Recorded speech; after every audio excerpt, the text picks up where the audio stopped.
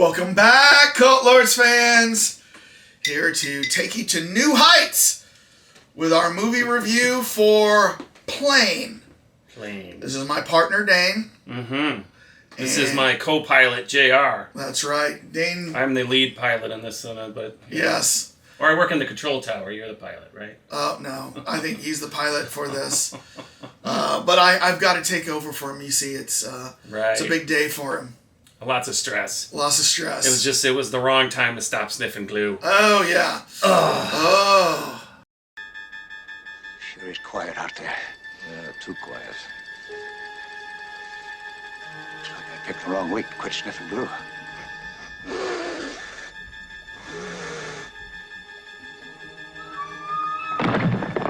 Well, you know what it's the right time to do is to start pouring some of this cognac blend that we've got. Villon. Tell us about it, Dane. Made with cognac and other exquisite spices, 40% alcohol, I believe, and luxurious aromas of vanilla, complex spice, and toasted oak. Nice. I like cognac. And it even says you can pour it over ice. So you can even see it's it's very thick. My gosh. So it's definitely going to be it's like a my gosh. Is it Ballantine? What is that? What do you smell in that? Holy crap. You know exactly where I'm going with that, right? That really smells like... butterscotch. All right. Woo. Wow. Packs a punch. That has some spice to it. I know. I like that. It is tasty. I mean, it's definitely... I didn't put any ice in mine. I just want to get it straight. But you get the toasted vanilla. You get the... there's a little bit of cinnamon in there. Something. And obviously the buttery notes and stuff. But it's comes from France, southwestern France, and the time-tested small batch. Put that up to the tradition. camera again. Guys, find this wherever you can. This tastes really, really tasty. Cool bottle, too. Yeah. I'd love to know the origin of why it's a snake with a knife through it kind of thing. I don't know. If that's the family crest or something, because there's also some knives up in there. Yeah. But yeah, Knives it's Out. tasty. Yeah. This should have been served in Knives Out. It would have improved the movie a lot. Yeah. All right. Glass onion. Knives Out was good. It was Glass Onion that you're talking about. So, all right, guys. So this weekend, Dane and I did something which is kind of rare for us now. We went out, had some sushi. His wife was out of town, taking the kid out for college tours. My kid's doing the same thing. So ages us a little bit, right? Yes. But hey, that's life. But he's technically in grade school. He accelerated. No. Oh, okay. Yes. He'll be in the Delta house Right. Well, not the Delta. Yeah, How was it? What's the phrase? I can't remember. Nice to meet you. Yeah. Delta. I can't move. I'm getting it. If it is my mom, I am not here. Delta. Can I help you? Whatever the Revenge of the Nerds. Revenge of the Nerds was, yeah. The Tridelts, was it? Or something? Yeah, that was the Trilambs. The Trilambs, that's what they were. All right, we're digressing already. But we got a chance to go out. We had sushi, met this cool waiter. I don't know if you're watching, Weston. Weston was our waiter, and he subscribed to us on the spot. And then he went back into the back. Maybe we shouldn't say this. It was like watching some of our videos in the back, and then coming back and talking to us about our videos. And said he's going to get his girlfriend to subscribe. So. Yeah. But we need to get that red ninja woman. Oh, yeah. So we were at Raw Sushi, and they had a very cool portrait of this woman in a red ninja outfit. Very cool. Yeah. So, but then we went and saw the movie Plane, and had a good time. It was a packed theater. It was opening definitely weekend. Yeah. But it was packed, and let's talk about what we thought of it. But before we talk about what we thought of it and give you the Cult Lords ratings, I always like to give the Rotten Tomatoes scores. But we do need some subscriptions, some likes, and some comments. Dane, let us know what you think about the movie. If you like us, please press the thumbs up. I know you're grounded, but please fly us to the subscriptions. Shh! Please press that button. Yep. Crash land, or I should say smash land on that button. Smash land. Smash land on that button, please. And then after we do this review, tell us in the comments if you've seen the movie. If you agree with our grades for this, and if you liked the movie or didn't like the movie. So, all right, let's talk about those Rotten Tomato scores. The Rotten Tomatoes. All right, Dane. Yes. The critics. Anticipation. The critics gave this a 74%. Ooh, well, that's expected. Yeah. But the audience gave this a 95%. That was 95% from the audience. I can understand. I can understand. So this movie was rated R, an hour and 47 minutes. Pretty good. So let's see, more importantly, what the Cult Lords ratings have to share. That's right. Or showed for it. Okay. Okay. So here we go. Ready? On the count of three. One, 2, 3. Oh, mine got hooked.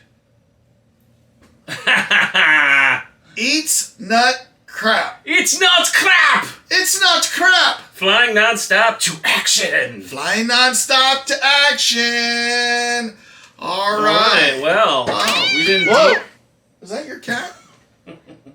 Is that your cat? She's better now. Okay. All right. So obviously we both liked it, and yeah, we weren't as quite as high as the audience. We were almost the same score. I know.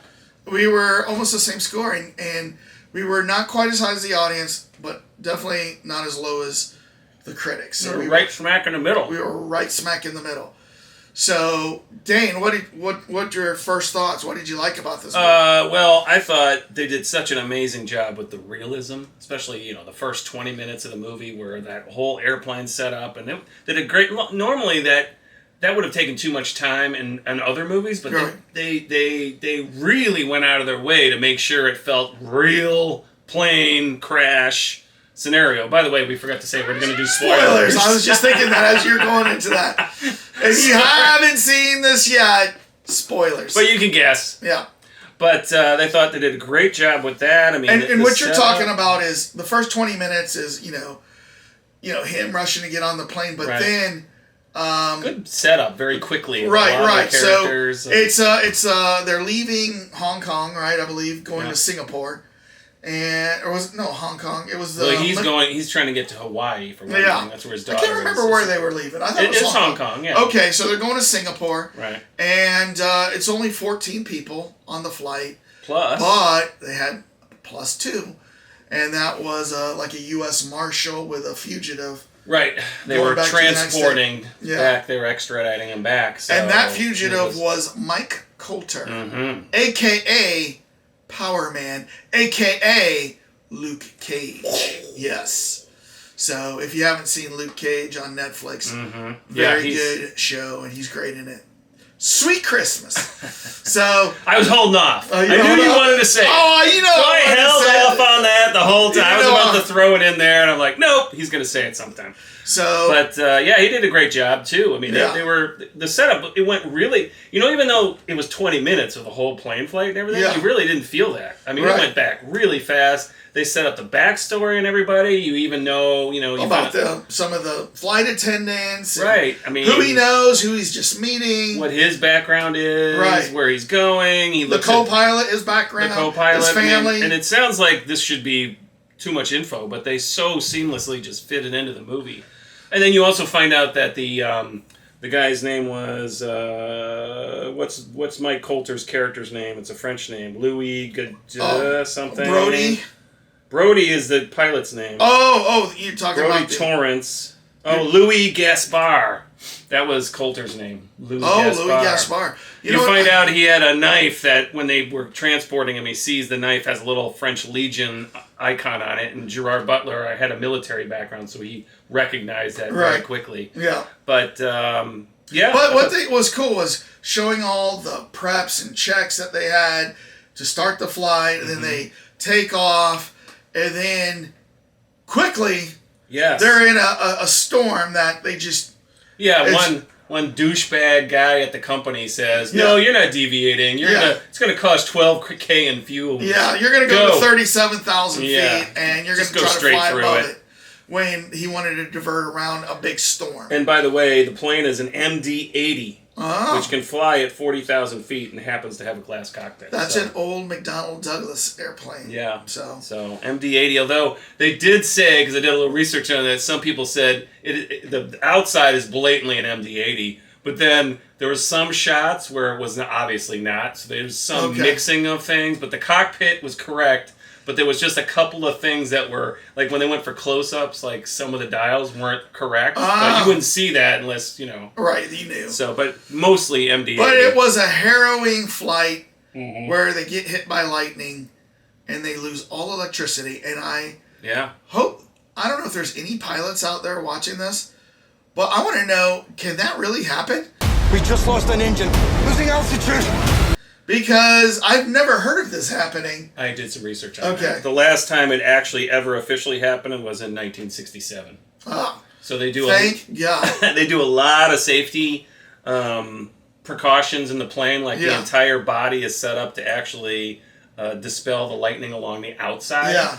And it's aluminum, which does all that, and then all the electronics have to go through all this like major FAA checks and balances to make sure it's not susceptible to electricity. So that's why you don't hear about it. Right. So this movie, they kind of winked it. But yeah. So as they're going down, and they had like a rough flight, and they got the turbulence, kills a couple of people in the plane. I said to you, it kills the marshal. The marshal, yeah. And one of the stewardesses. Flight attendants, yeah. But as that was happening, I go, this makes me never want to fly again. Oh, yeah. I mean, it was so realistic. Yeah. I was like, I can't believe it. I was impressed with how really it went out. Then they crash land, but they have to find a place to land, and they think they're going to go in the water. They're going to do water landing. They have no... In fact, he had his iPad out. Did you notice that? Yeah. And he was like trying to figure out, but I guess they were so far off the map, nothing worked. Well, they pulled out the iPad, and then he goes to his co-pilot and he goes, all right, we've been in the air for this long at this. Start doing the calculations. Where are we on this map? Right. Right? And but they think that there's no islands around, so they start going in for a water landing. They call it back, prepare for a water landing. And just as they're getting down, they're about 3,000 feet, they see the silhouette of an island. And he's like, there's an island! So they go over it, and it's just jungle. In fact, they don't see a road at first. And he's like, oh, a water landing might have been better. But then they finally see a road there that they land this plane on. Which is like a gigantic road. Like, why is there a road in the middle of jungle? They say it's the mining road. It's a mining road. But still, it's like 3 runways long and like, it's not that big, but it's big enough for a wide-body plane to land. It was convenient. So they landed. But still, they landed. But what they don't realize is they've landed on a Filipino island controlled by the separatists. Controlled by separatist terrorists. And even the Filipino army won't go in. Right. So just to make the story short, they,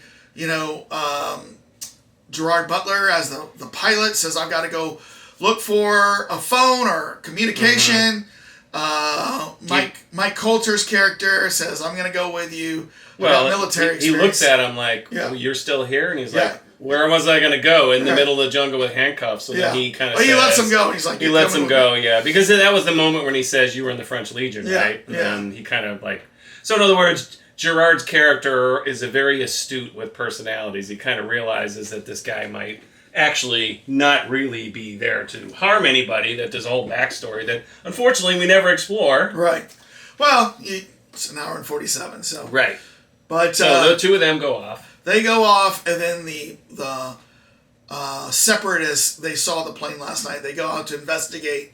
They go to the plane, take everybody hostage, back to a village. Right. So when basically Gerard Butler and Mike Coulter come back, after taking out a couple of the separatists. And that was another thing. We talked about the plane being realistic. Those fight scenes were super realistic. I mean, when he's like... That guy's like going in there, like fighting for his life. I know. He's like, I don't even know how they did some of that. Because remember, he was almost like on his neck getting pulled over and like thrown over the back, and then very realistic. Yeah, they were very realistic. So then they get back, and they realize that everyone's been taken.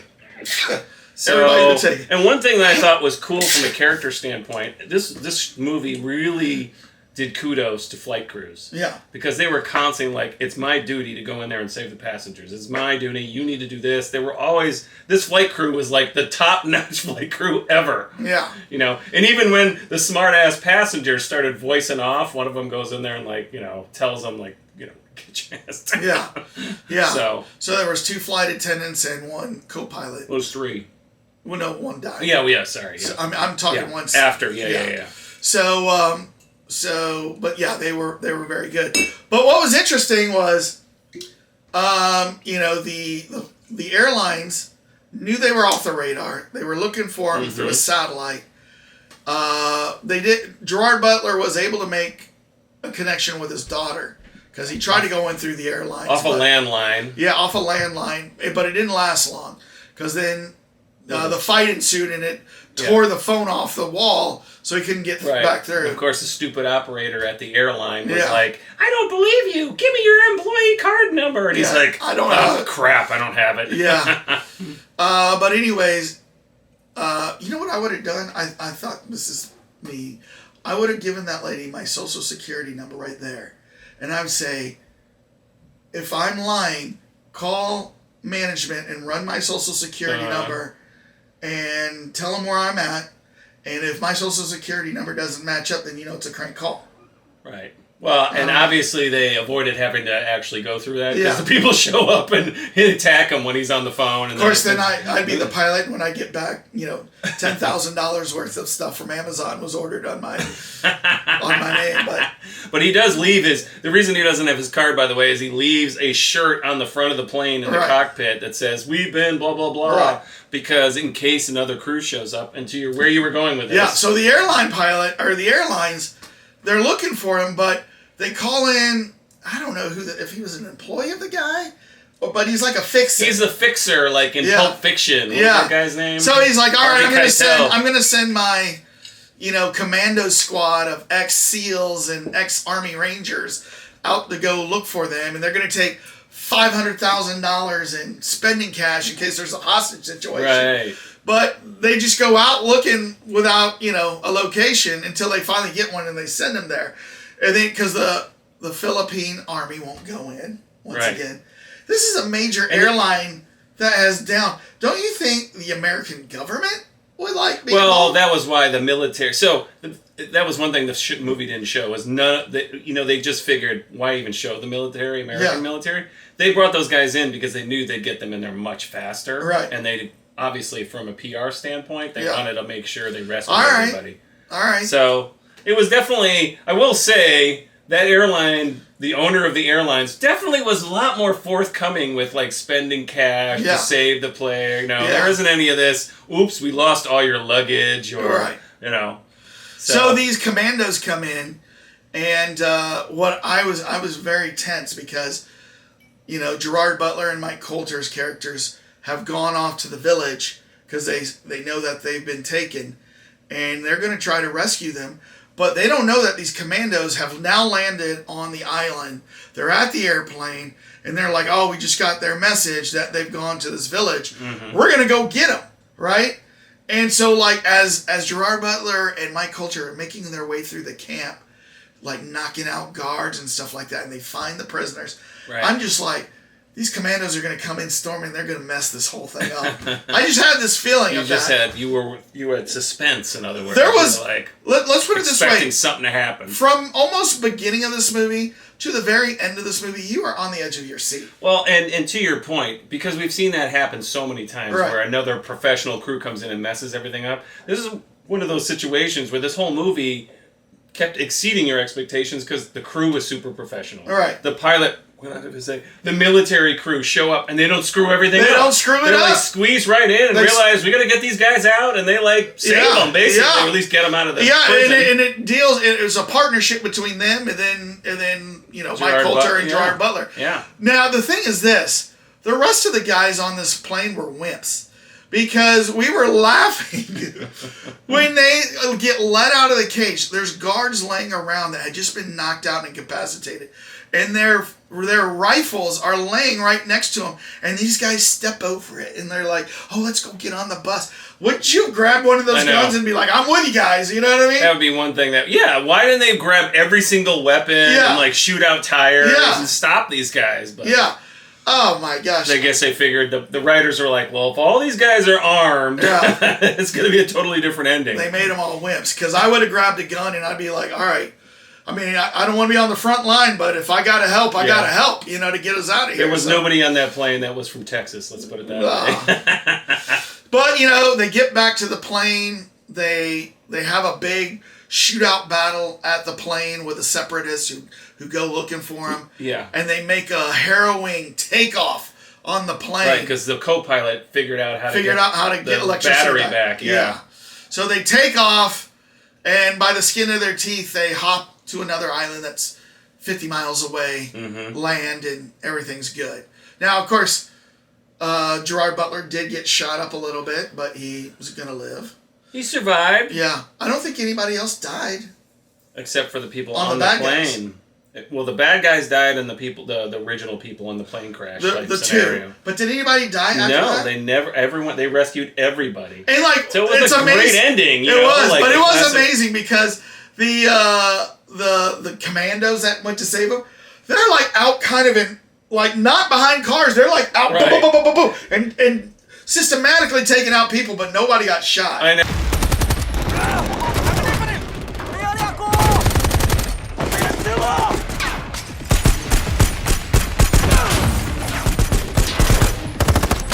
No, and then that whole thing because that's the thing about this plane, it had that rear stairwell, which is really rare. They're like just sitting on there, like riding it out, like shooting it. Like, you were the biggest sitting duck anywhere. All these guys would be like just sitting there aiming at you with the planes going by. But I think one guy might have got shot in the leg, but nobody died. Right, nobody died. Yeah. They wanted it to be like a clean, they got away with it. But tell the Cult Lords viewers about Mike Coulter's ending. Right, so then, remember, they had all that money, and they said, hey, go over there. He's like, I'm out of weapon, I'm out of ammo. And they're like, all right, well, this is in the middle of the firefights, by the way. And he goes over, and he goes into the first bag, and he's like, $500,000. $500,000. He's like, oh, I'll zip that back up. And then he goes, so he doesn't take it. He goes over to the other bag and gets his ammo out, and then the fight continues and everything. But then, when they're all like, come on, get on the plane, he's like, no, I'm not going with you guys. And then he goes back and grabs the money and then disappears. All the commandos saw him taking the money, and at first they're like, and then they kind of realize, oh, okay. And Mike Coulter did say to Gerard Butler, who was going to go off to the airplane, he goes, I can't go back with you. And Gerard Butler's like, I get it, man. They slap five, they hug, and Gerard Butler's like, thank you so much for your help. Yeah. So Gerard Butler did not care. It was a great partnership. Yeah. That was one thing I will say I was disappointed. Like, they should have had a scene at the very end after the credits with Mike Coulter, like, somewhere exotic, like, having a drink. And then calling up Gerard Butler with his daughter. Yeah, like, great partnership. Or in Hawaii with them. That would have been funny if he showed up in Hawaii in a disguise or something. But yeah, that was. I wish they had done more with that. I think they left a little off the table there, and actually, I would love to know where that movie goes as a character, because that's the kick up. They could do an entire another movie based Plane off of 2. that. Plane 2. Plane 2. He hooks up. That's a criticism I have of this movie, and you do too. I hate the title of this. Plane. Right. It's very plain. It's confusing. It's just. That word does mean so many different things. Yeah. And what would you call it? Did you think of, like, what would you call it? It wouldn't be plain. It wouldn't be plain. But I don't know what I would call it. Crash landing or... Or... because the thing is, we have seen so many of these type of movies with Kurt Russell. Was an executive decision. Sure, yeah. So this one definitely... It took a different angle in a lot of ways because it was the first time they had all this closed... It was almost like John Wick mixed in there with all the close combat. I would have even rather been like Captain Brody. You know what I mean? Yeah, right. Brody. But I would have been Captain Brody or something like that. Yeah, right. I mean? Yeah, but I mean, there was a little bit of a... Well, no, I mean, that was the thing about this movie that was interesting, is Gerard Butler was obviously the main, but all these other characters were given a lot of their own time, like... where Jungle Hostage. Yeah, Jungle Hostages were all. I'm trying to think of a name. You really, that was the thing that was great about the script, is every character you could get a sense of their personality. There weren't really any stereotypes, and the Mike Coulter character, I thought they didn't explore enough of that. I think they could. Well, but you know what? Did he have a French accent, by the way? No, he was totally American. But you know what? He was in the French Legion. But that mean, I don't. You know this. What? Anybody can join the French Legion. Yeah. Like Americans can go over and join the French I just thought Legion. there was a couple of times I remember thinking, did he say that in a certain way? Like it was like he was trying. I mean, because that's his background. He must have been in the French. How long? And I thought maybe he was trying to convey it a little bit. I mean, obviously his whole time he wasn't. Right. But I kind of thought maybe there was a hint of that going on. Right. So because the French Legion, I've seen other movies and they talk about they accept soldiers from all around the world to come join the French Legion. And like there was a Jean-Claude Van Damme and no matter what, that. they'll accept you. You could be a prisoner from some. Well, it used to be that was a lot of it was foreign. Were prisoners. Oh, really? I didn't know that. The original Foreign Legion was kind of almost like a either go to a penal colony or join the French Legion. Yeah. So maybe that's because the reason why Mike Coulter was a prisoner is because he had committed a homicide like 15 years ago, and the marshal was bringing him in for it. And then when Gerard Butler said something about him, so, you're in for homicide, Mike Coulter said, well, things aren't always as they appear. Right. So he probably killed somebody, but it wasn't meant to be a homicide, or the guy was a bad guy. Or it was, a justified homicide. Or corrupt politician. Something like that. You just don't know. You don't know with that background. But if this movie does well, I could see there being a Plane 2 where Gerard Butler... And then they're like, damn it, why didn't we call it something else? I know, because Plane 2 would be so stupid. So, whoever did that in Hollywood, you made a big mistake. They must have so agonized over that title. Yeah. They couldn't think of something. Yeah. You know what's funny, too, is about this movie is it was a surprisingly really good movie. Yeah. I mean, the theater was packed, and at one point I had to go take a whiz, and I'm like, doing the slow walk out, like, I'm only going to leave when it's not action. I'm like, and so then I leave, and some guy all of a sudden, which I didn't see, was running up behind me, and he's like, oh man, that's a really good movie. We got to get back in there.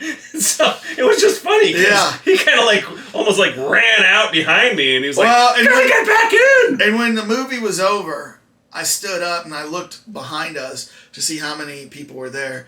And I just kind of took survey of people going, oh, that was a good movie. That was a good movie. Like, everybody was saying that. So that's why you got a 95% audience score. Yeah. You know what I mean? And of saying this is a good movie. Right. So and the critics looked at every little thing that was negative or they're probably thinking formulaic, seen this before. You know what I mean? And yes, it was a formula movie, but they had enough intrigue and character development and realism that it felt fresh to me. Yeah. Yeah. So, I mean, like I said, the planes and the fight scenes alone were like, wow, they're really putting the effort in on this movie. Right. So that's how the Coat Lords feel about this movie.